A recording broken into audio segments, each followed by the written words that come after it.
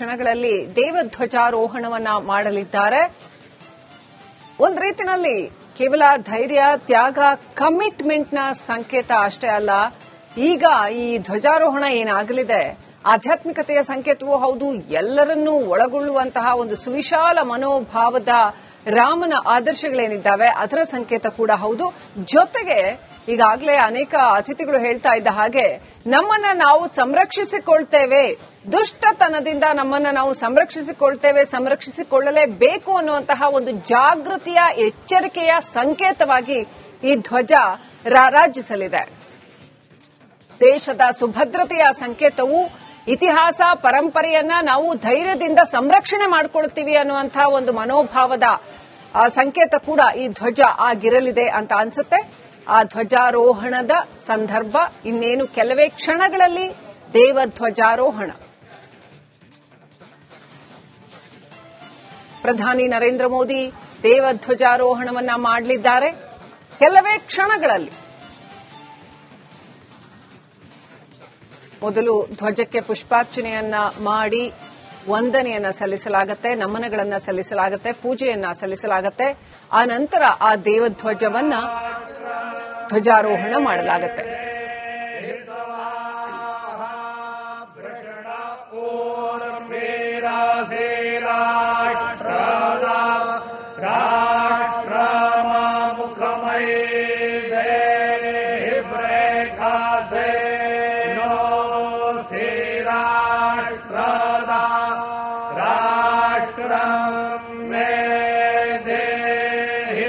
ಧ್ವಜವನ್ನು ನೋಡ್ತಾ ಇದ್ದೀವಿ. ಧ್ವಜದ ವಿಶೇಷತೆಗಳೇನೇನು ಅಂತ ನೋಡ್ತಾ ಇದ್ದೀವಿ. 61 ಅಡಿ ಎತ್ತರದ ಧ್ವಜ ಮಂದಿರದ ಮೇಲೆ ಹಾರಾಡಲಿದೆ. 10 ಅಡಿ ಅಗಲ ಇರತಕ್ಕಂಥ 20 ಅಡಿ ಉದ್ದದ ದೈವಿಕ ಧ್ವಜ ಇದು. ಗಂಟೆಗೆ 60 ಕಿಲೋಮೀಟರ್ ವೇಗದ ಗಾಳಿ ಬೀಸಿದರೂ ಕೂಡ ತಡೆದುಕೊಳ್ಳುತ್ತೆ, ಯಾವುದೇ ರೀತಿಯಲ್ಲಿ ಹಾನಿಗೊಳಗಾಗುವುದಿಲ್ಲ. ಅಷ್ಟೊಂದು ಸುಭದ್ರವಾಗಿ ಧ್ವಜವನ್ನ ನಿರ್ಮಾಣ ಮಾಡಲಾಗಿದೆ. 360 ಡಿಗ್ರಿ ಆ ಧ್ವಜ ಸ್ತಂಭ ತಿರುಗಲಿದೆ. ಯಾವುದೇ ದಿಕ್ಕಿಗೆ ಬೇಕಾದರೂ ತಿರುಗುವಂತಹ ಅತ್ಯಾಧುನಿಕ ತಂತ್ರಜ್ಞಾನವನ್ನ ಅದರಲ್ಲಿ ಅಳವಡಿಸಲಾಗಿದೆ. ಗುಜರಾತ್ನ ಅಹಮದಾಬಾದ್ನಲ್ಲಿ ಈ ಕೇಸರಿ ಬಣ್ಣದ ತ್ರಿಕೋನಾಕಾರದ ದೈವಿಕ ಧ್ವಜವನ್ನ ತಯಾರು ಮಾಡಲಾಗಿದೆ. ಧ್ವಜದಲ್ಲಿ ಸೂರ್ಯ ವಂಶದ ಚಿಹ್ನೆಯಾಗಿರ್ತಕ್ಕಂತಹ ಸೂರ್ಯನ ಚಿತ್ರ, ತ್ರೇತಾಯುಗದ ಚಿಹ್ನೆ, ಸೂರ್ಯ ದೇವರು ಅಂದ್ರೆ ರಾಮನ ಸಾಮ್ರಾಜ್ಯದ ಚಿಹ್ನೆ ಕೂಡ ಆಗಿತ್ತದು. ಓಂ ಅನ್ನುವಂತಹ ಪ್ರಣವ ಏನಿದೆ ಆಧ್ಯಾತ್ಮಿಕತೆಯ ಸಂಕೇತ, ಅದನ್ನು ಕೂಡ ಆ ಧ್ವಜದಲ್ಲಿ ನಮೂದು ಮಾಡಲಾಗಿದೆ. ಹಾಗೇನೆ ಧಾರ್ಮಿಕ ಮಹತ್ವವುಳ್ಳ ಆಧ್ಯಾತ್ಮಿಕ ಸಂಕೇತವಾಗಿರ್ತಕ್ಕಂತಹ ಮರ, ವಿಶ್ವಪ್ರಜ್ಞೆಯ ಸಂಕೇತವಾಗಿರ್ತಕ್ಕಂತಹ ಮರ, ಆ ಮರವನ್ನ ಕೂಡ ಅದರಲ್ಲಿ ನಮೂದು ಮಾಡಲಾಗಿದೆ. ಈ ದೈವಿಕ ಧ್ವಜವನ್ನ ತಯಾರು ಮಾಡೋದಕ್ಕೆ 25 ದಿನಗಳು ಬೇಕಾಯಿತು ಅಂತ ಹೇಳಲಾಗ್ತಾ ಇದೆ. 3 ಪದರಗಳ ಬಟ್ಟೆಯಿಂದ ಈ ದೈವಿಕ ಧ್ವಜವನ್ನ ತಯಾರು ಮಾಡಲಾಗಿದೆ. ರೇಷ್ಮೆ ಬಟ್ಟೆಯಿಂದ ತಯಾರು ಮಾಡಿರ್ತಕ್ಕಂತಹ ಒಂದು ಧ್ವಜ ಇದು.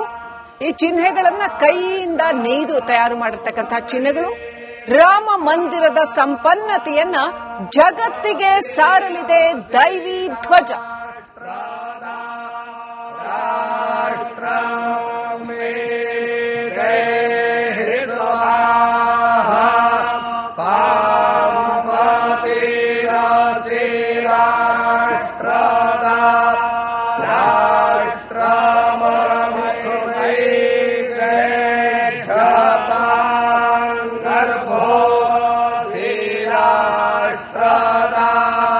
ರಾಷ್ಟ್ರಂ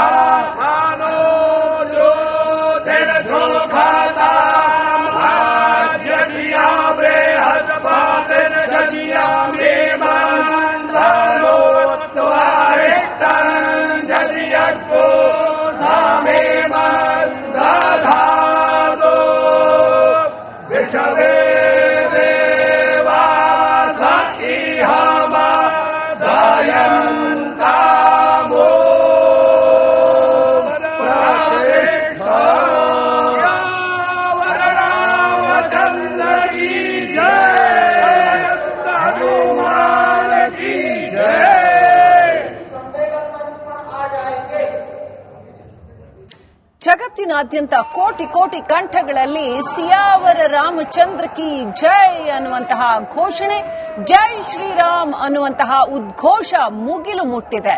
ರಾಮ ಭಕ್ತರು ರಾಮ ಭಕ್ತಿಯ ಪ್ರೀತಿಯಲ್ಲಿ ಮಿಂದೇಳ್ತಾ ಇದ್ದಾರೆ. ಪ್ರಧಾನಿ ಮೋದಿ, ಮೋಹನ್ ಭಾಗವತ್ ಅವರಿಬ್ಬರು ಕೂಡ ಧ್ವಜಾರೋಹಣವನ್ನ ನೆರವೇರಿಸಿ ಹಸನ್ಮುಖರಾಗಿ ಮರಳ್ತಾ ಇರುವಂತಹ ದೃಶ್ಯ. 500 ವರ್ಷಗಳ ಕನಸು ನನಸಾಗಿರ್ತಕ್ಕಂಥ ದೃಶ್ಯ. ಭವ್ಯ ದಿವ್ಯ ಶ್ರೀರಾಮ ಮಂದಿರ ಸಂಪನ್ನಗೊಂಡು ಜಗತ್ತಿಗೆ ಅರ್ಪಣೆಯಾಗಿರುವಂತಹ ಅಮೋಘ ದೃಶ್ಯ. ಇವತ್ತು ಭಾರತ ತನ್ನ ಇತಿಹಾಸವನ್ನ ಸುವರ್ಣಾಕ್ಷರಗಳಲ್ಲಿ ಬರೆದಿಟ್ಟಂತಹ ದಿನ. ಧೈರ್ಯದ, ಶೌರ್ಯದ, ಸಮಾನತೆಯ, ಪ್ರೀತಿಯ, ಮಾನವತೆಯ ಸಂಕೇತವಾಗಿರ್ತಕ್ಕಂತಹ ಶ್ರೀರಾಮನ ಭವ್ಯ ಮಂದಿರ ಭಾರತದ ಅಯೋಧ್ಯೆಯಲ್ಲಿ ಜಗತ್ತಿಗೆ ಅರ್ಪಣೆಯಾಗಿ ದಿವ್ಯವಾಗಿ ಮೈದಳೆದು ನಿಂತಿದೆ.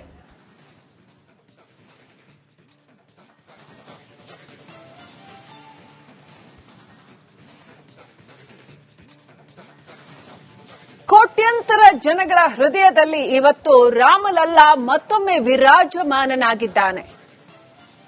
100 ವರ್ಷಗಳ ಕರಾಳ ಇತಿಹಾಸವನ್ನ ಅಳಿಸಿ ಹಾಕಿ ಭೂಮಿಯ ಮೇಲೆ ಜನಗಳ ಹೃದಯದಲ್ಲಿ ಮತ್ತೊಮ್ಮೆ ಪ್ರೀತಿಯ, ಶಾಂತಿಯ, ಸಮಾನತೆಯ, ಭ್ರಾತೃತ್ವದ ಸಂಕೇತವಾಗಿರ್ತಕ್ಕಂಥ, ಧೈರ್ಯ ಶೌರ್ಯದ ಸಂಕೇತವಾಗಿರ್ತಕ್ಕಂಥ, ಸಂರಕ್ಷಣೆಯ ಸಂಕೇತವಾಗಿರ್ತಕ್ಕಂಥ ಶ್ರೀರಾಮನ ಆದರ್ಶಗಳನ್ನ ಮತ್ತೊಮ್ಮೆ ಪುನರುಜ್ಜೀವನಗೊಳಿಸುವಂತಹ ಭವ್ಯ ರಾಮ ಮಂದಿರ ಅತ್ಯಂತ ಸುಸ್ಥಿರವಾಗಿ ಇನ್ಯಾರೂ ನನ್ನನ್ನು ಕೆಡವೋದಕ್ಕೆ ಸಾಧ್ಯವಿಲ್ಲ, ಒಳಿತಿಗೆ ಯಾವತ್ತೂ ನಾಶವಿಲ್ಲ ಅನ್ನೋದನ್ನ ಮತ್ತೊಮ್ಮೆ ಜಗತ್ತಿಗೆ ಸಾರಿ ಸಾರಿ ಹೇಳ್ತಾ ಅತ್ಯಂತ ಪ್ರಕಾಶಮಾನವಾಗಿ ರಾಮ ಮಂದಿರ ನಿಂತಿದೆ, ಜಗತ್ತಿಗೆ ಅರ್ಪಣೆಯಾಗಿದೆ.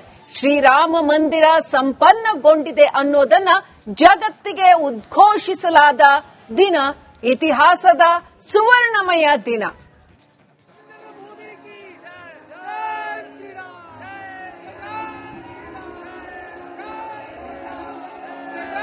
मंच की ओर से आपका अभिवादन किया गया।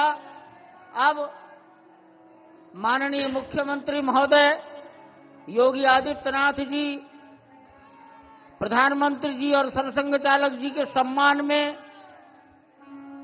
उनको कुछ भेंट करेंगे और भेंट के पश्चात अपना सम्मान भाषण सबको